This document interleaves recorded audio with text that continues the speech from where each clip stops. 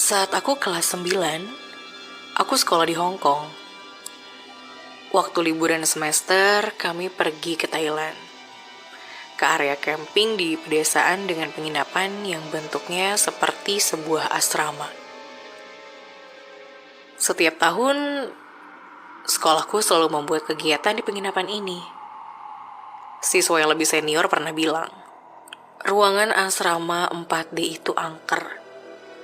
Dan sialnya, aku dan 7 teman kelasku mendapat ruangan tersebut. Saat kami datang di hari pertama, kegiatannya berjalan lancar. Tapi karena aku sendiri tidak terlalu suka berkegiatan fisik, jadi aku kembali ke penginapan dan menyelesaikan buku Harry Potter yang aku baca. Tiba-tiba saat aku membaca, aku melihat ada sesosok yang mengintip melalui jendela di asrama. Saat aku memastikan siapa yang memperhatikanku, sosok itu hilang. Tapi semak belukar yang ada di depan jendela terlihat seperti bergerak. Seperti ada yang menyenggolnya dan kabur. Malamnya setelah makan malam, teman-temanku kembali ke asrama. Kami duduk di ruang tengah yang ada TV-nya. Sambil bermain kartu, saat sedang asyik-asyiknya, kami mendengar suara perempuan bersenandung di dalam kamar mandi.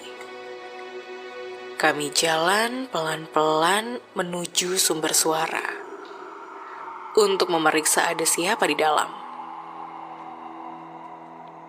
Namun suara itu tiba-tiba hilang setelah kami membuka pintu kamar mandi. Suasana sudah mulai mencekam. Tapi karena kita berdelapan jadi tidak terlalu khawatir. Akhirnya karena lampu kamar sudah dipadamkan, kami memutuskan untuk tidur. Disinilah keadaan makin menegang. Sekitar jam 1 malam, aku mendengar suara orang teriak ketakutan dari kamar sebelah. Aku dan temanku penasaran dan masuk ke dalam. Kita bertanya apa yang terjadi. Katanya mereka melihat sosok wanita bergaun merah panjang lewat di depan pintu kamar yang sedikit terbuka. Selesai bercerita, kami kembali dikagetkan dengan suara-suara yang saling bersahutan. Seperti suara tertawa wanita di koridor dan suara pukulan benda besi yang dipukul ke tembok.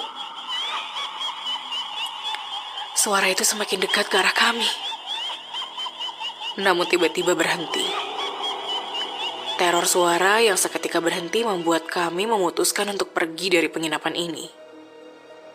Kami tidak peduli kalau pihak sekolah melarang kami. Kami sudah ketakutan dan tidak tahan lagi. Saat kami sedang beres-beres dan bersiap pergi, dari atap kamar terdengar suara orang berjalan. Namun tidak lama suara itu berubah menjadi suara orang jatuh dan terguling. Dengan sedikit keberanian, kami berdelapan lari keluar dengan membawa senter. Dan lagi-lagi, kami tidak menemukan apa-apa. Kami pun kembali ke kamar. Dan anehnya, barang-barang yang sudah kami bereskan semuanya kembali berantakan. Perasaan gak ada yang masuk ke kamar ini? Lalu siapa yang melakukan semua ini? Karena keadaan sudah semakin kacau, kami memutuskan segera pergi dari penginapan. Tanpa membawa tas, dan saat sudah di depan gerbang, kami dicegat oleh penjaga penginapan. Kami pun langsung menceritakan kejadian ini pada si penjaga. Awalnya dia ragu untuk bercerita, tapi karena kami desak, akhirnya dia mau membuka rahasia. Katanya, dulu ada anak kecil perempuan main-main di sekitar kamar tempat kami menginap.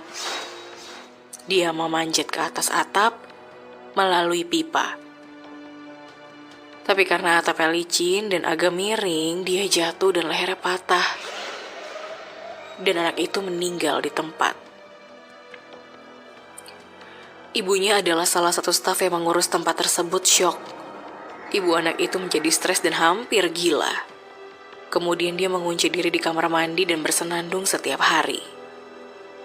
Dan pada suatu hari, sekitar jam 3 pagi, ibu anak itu kabur dan lari sambil tertawa histeris di sepanjang koridor. Lalu memanjat pipa yang sama dan lompat dari atas atap. Ibu anak itu mati bunuh diri. Mendengar penjelasan si penjaga, kami berdelapan semakin ingin pergi. Tapi dia meyakinkan pada kami untuk menunggu sampai matahari terbit.